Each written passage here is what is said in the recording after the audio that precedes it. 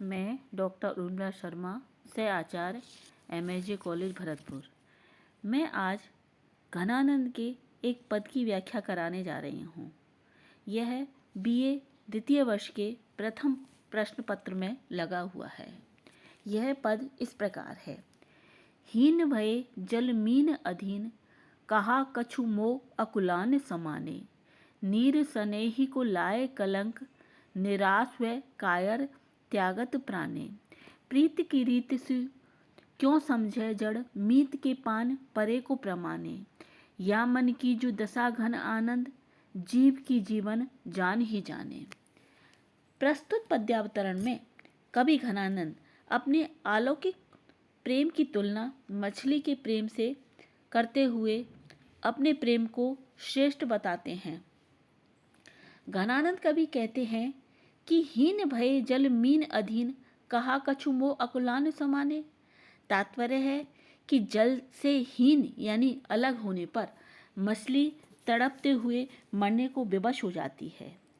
अतः उसकी प्रिय बिच्छों की विकलता मेरे हृदय की आकुलता की क्या थोड़ी सी भी समता कर सकती है? अर्थात नहीं कर सकती, क्योंकि कवि कहते हैं कि नीर सनेह को लाए कलंक, निराश है कायर त्यागत प्राणे।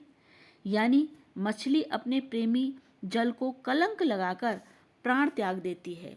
लोगों का कहना है कि मछली अपने प्रियतम जल से अलग नहीं रह पाती, इसीलिए जल के विरह में वह अपने प्राण त्याग देती है।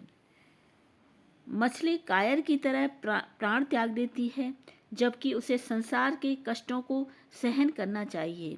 विरह की आंच में तप कर ही तो प्रेम रूपी सोना खरा बनता है। अगली पंक्ति है, प्रीत की रीति सु क्यों समझे जड़, मीत के पान परे को प्रमाणे। तो इस पंक्ति में कवि घनानंद कहते हैं कि जड़ प्रेमी प्रीति की परंपरा को नहीं समझता। मछली पानी के साथ रहने को ही प्रमाण मानती है। लेकिन अंतिम पंक्ति इस प्रकार है, या मन की जो दशा घन आनंद, जीव की जीवन जान ही जाने।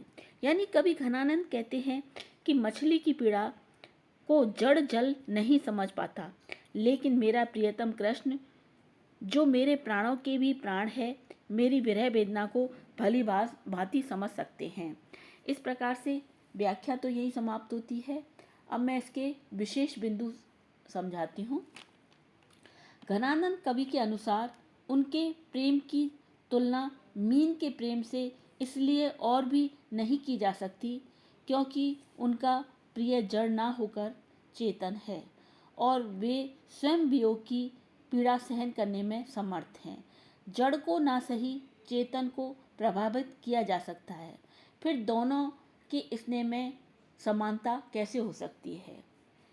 इस पद में कवि ने कहने का प्रयास किया है कि प्रेम दो पक्षों के बीच होता है और ये दोनों ही पक्ष सुख दुख की अनुभूति करते हैं, कोई तीसरा नहीं करता। कवि मैथिली शरण गुप्त के अनुसार दोनों ओर प्रेम पलता है, सखी पतंग भी जलता है, हाँ दीपक भी जलता है। इसलिए वे अंतिम पंक्ति में कहते हैं कि मेरी विरह वेदना को मेरे प्राणों के प्राण सुजान ही समझ सकते हैं। इसमें कवि ने अपनी प्रियतमा सुजान के विरह का श्लिष्ट वर्णन किया है।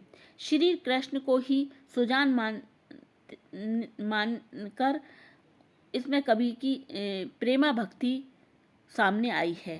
पंत जी ने भी कहा है, मिलन अंत है मधुर प्रेम का, और विरह उसका जीवन है। विरह प्रेम की जागृत गत है, और सुषुप्त मिलन है। इस प्रकार यहाँ घनानंद ने विरह को जागृति गति ही बताने का प्रयास किया है। इस प्रकार से यह व्याख्या यहीं समाप्त होती है।